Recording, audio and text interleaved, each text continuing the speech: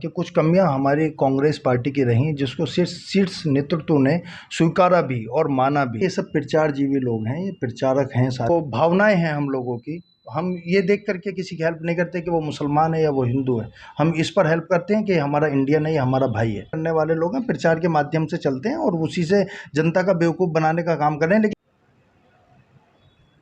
आप सभी का बहुत बहुत स्वागत है हमारे खास कार्यक्रम एक मुलाकात में। मैं अंजलि चावला रियल एक्सप्रेस के माध्यम से आप सभी के साथ जुड़ चुकी हूं और हमारे साथ मौजूद हैं दिल्ली कांग्रेस के नेता जिया चौधरी।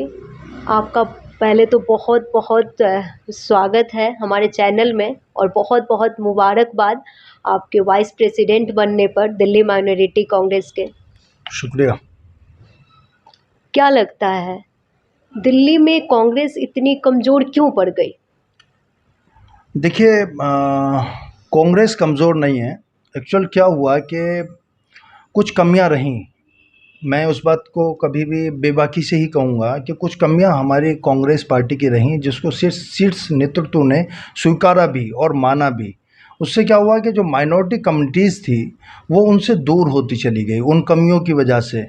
उसको जब उन्होंने स्वीकार किया है तो आज वही माइनॉरिटी ने उसको जो सज़ा देने का काम भी किया, ऐसा नहीं काम किया उनको सज़ा देने का, लेकिन उस सज़ा के बाद उन्होंने जो अपना व्यक्तिगत नुकसान किया वो आज जग जाहिर हो चुका है। और उस गुनाह से तलाफ़ी के लिए आज माइनॉरिटी कम्युनिटी दोबारा से कांग्रेस के साथ जुड़ती जा रही है। मैं पूरे देश की तो नहीं, मैं केवल दिल्ली की अगर बात करूं तो दिल्ली के अंदर ही जितना कांग्रेस का वोट मुंतकिल हुआ था आम आदमी पार्टी की तरफ, वो आज दोबारा से कांग्रेस की तरफ देख रहा है और कांग्रेस की तरफ आ चुका है। क्योंकि जिस तरह से दिल्ली में इन्होंने अपना एक चेहरा निकाल करके दिखाया है, चाहे वो माइनॉरिटी का कोई भी इशू हो उस पर इन्होंने सिर्फ आंख मूंदने के अलावा दूसरा कोई काम केजरीवाल जी ने नहीं किया। चाहे वो इनकी सरकार हो, चाहे इनका कोई सा भी मिनिस्टर हो, चाहे यहाँ पर आपने देखा कि मैं जामिया का रहने वाला ओखला विधानसभा में रहता हूँ।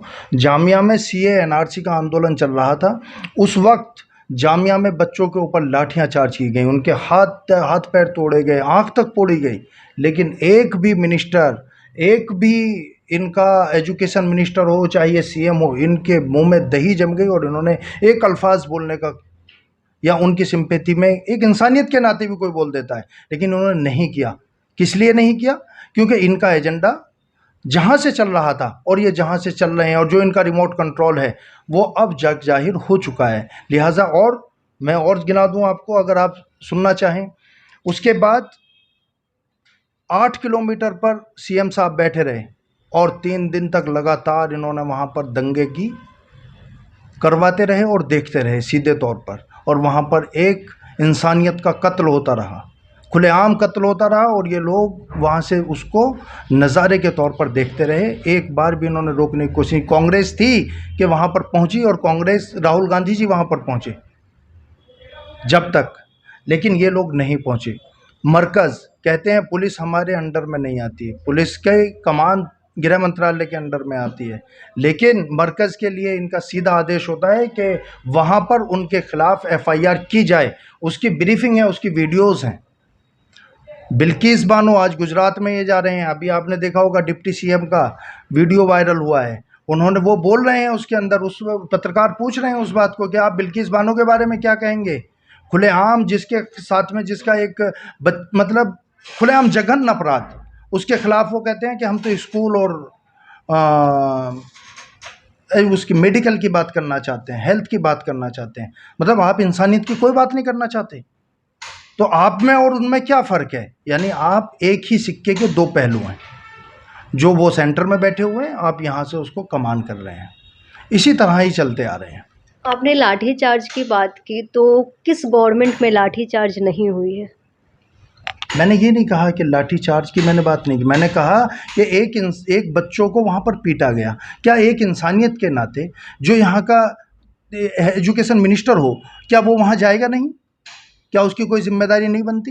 क्या उसको 90% माइनॉरिटीज़ ने वोट दे करके वहाँ पर बिठाया? आप देखिए पिछले चुनाव का रिजल्ट, उसमें मतलब बिल्कुल एक तरफा, और कांग्रेस ने हर जगह सपोर्टिंग दी। एनआरसी में भी कांग्रेस का हर नेता उनके साथ में था, क्योंकि वो बिल्कुल असंवैधानिक तरीके से वो कानून नाफिज किया जा रहा है।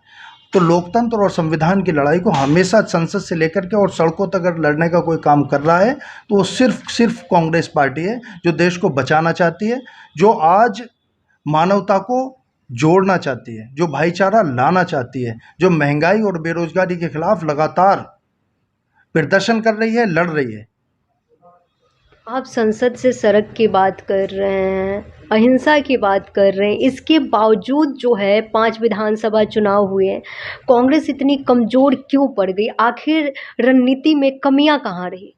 देखिए, मैं वही कहूँगा कि कहीं जो कमियां रहीं, उस कमी को हमारे से शीर्ष नेतृत्व ने स्वीकारा है, कहा है कि हाँ, हमसे गलतियां हुई हैं। अगर उसका आप देखेंगे कि 2014 से पहले जो कांग्रेस थी, उसी के तकरीबन मेरे ख्याल 120 के आसपास मेंबर ऑफ पार्लियामेंट निकल करके दूसरी जगह चले गए। कौन थे वो?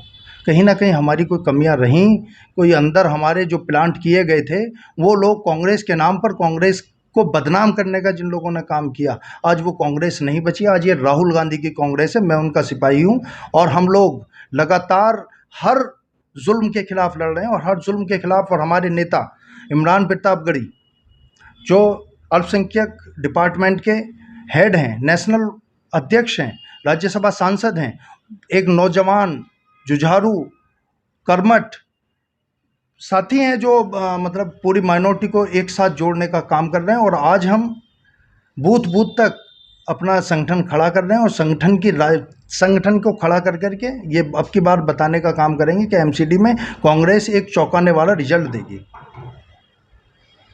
आपने एमसीडी की बात की, तो चलिए एमसीडी से जुड़ा ही सवाल कर लेते हैं। एमसीडी में शुरू से देखा जा रहा है कि बीजेपी हमेशा से रही है, और इस बार जो है कहीं ना कहीं आम आदमी पार्टी का दमखम दिख रहा है। तो ऐसे में क्या लगता है, आएगी कांग्रेस आ पाएगी?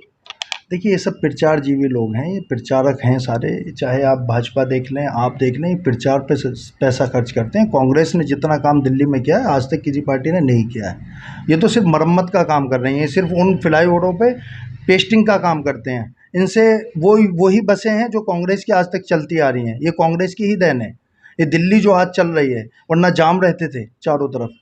आप इनके गिन लीजिए कितने इन्होंने फ्लाईओवर्स बनाए हैं। सिर्फ ये प्रचार करते हैं, ये काम करते हैं। अगर ये एक बस खड़ी करते हैं तो 100 उसको दिखाते हैं, यही इनका काम रहा है। ये प्रचार करने वाले लोग हैं, प्रचार के माध्यम से चलते हैं, और उसी से जनता का बेवकूफ़ बनाने का काम कर रहे हैं। लेकिन अब जनता जान चुकी है कि इनके खाने के दांत कौन से और दिखाने के कौन से। जनता पूरी तरह इनसे वाकिफ़ हो चुकी है, और अब हमारा समाज, खास तौर से जो माइनॉरिटी समाज है, वो अब इनको जान चुका है, और अब वो कांग्रेस की तरफ आ चुका है। आप देखेंगे कि एमसीडी में एक चौंकाने वाला रिजल्ट होगा, दिखेगा कि हाँ, कांग्रेस कहाँ है, ये नज़र आएगा। अभी 1 महीना आपके सामने है, देखिएगा आप इसको। देखिए, वो तो आने वाला वक्त बताएगा, लेकिन अभी हम फिलहाल बात करते हैं भारत जोड़ो यात्रा।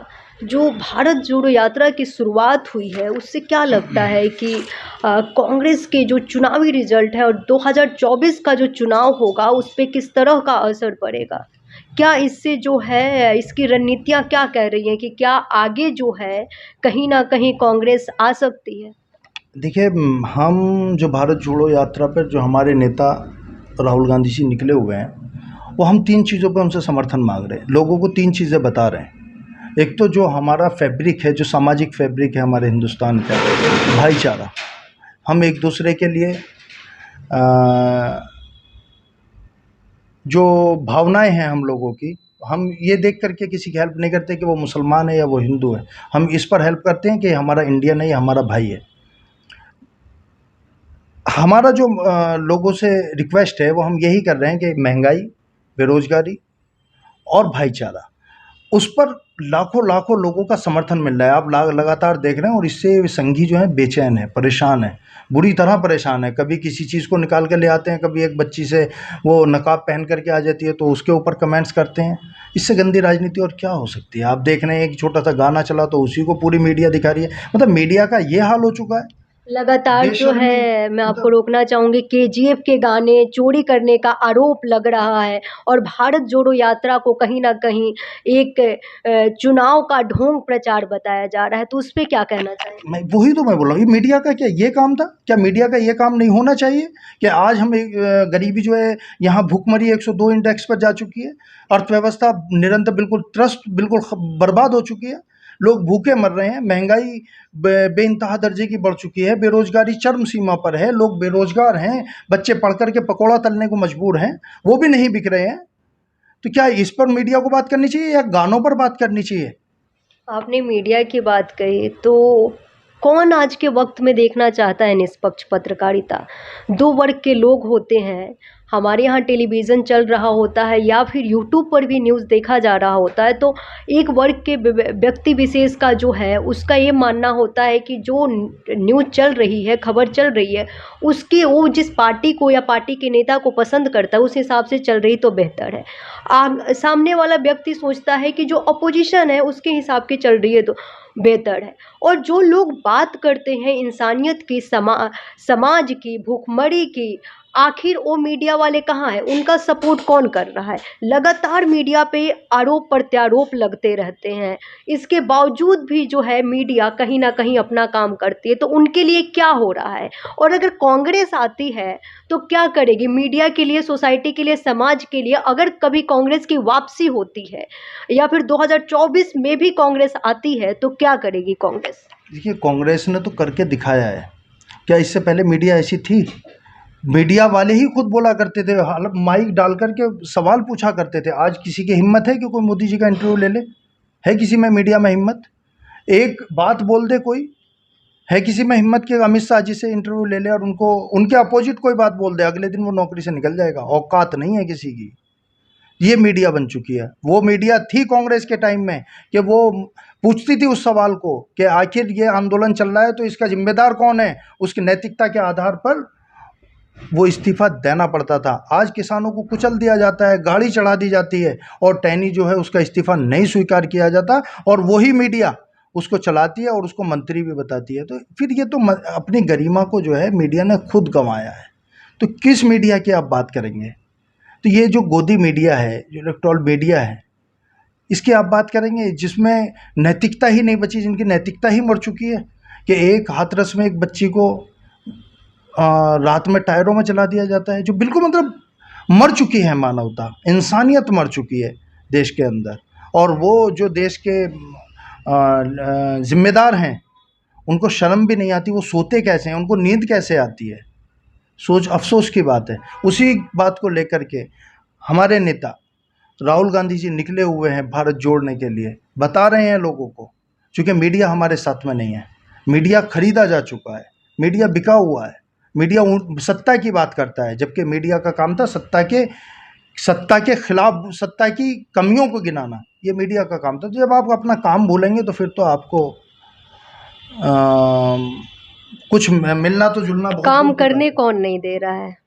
काम मीडिया को उसका काम करने कौन नहीं दे रहा है? तो सीधी बात है, जो भाई आप जब जिसका खाओगे उसी का तो बोलोगे ना। तो ये तो सीधी सी बात है। जो लोग ईमानदार हैं, जो इनसे हटकर बातें करते हैं, निष्पक्ष बातें करते हैं, उनके लिए आखिर कौन उनसे पूछने जाता है कि उनके घर में 2 वक्त की चूल्हे जलते हैं या नहीं? वो चाहे किसी राजनीतिक दल का व्यक्ति हो या फिर कोई किसी भी संस्थान से जुड़ा हुआ व्यक्ति है, किसी भी ऑर्गेनाइजेशन से, किसी भी, या तो मीडिया से हो या कोई डॉक्टर हो, कोई भी हो। बिल्कुल सही बात है ये आपकी।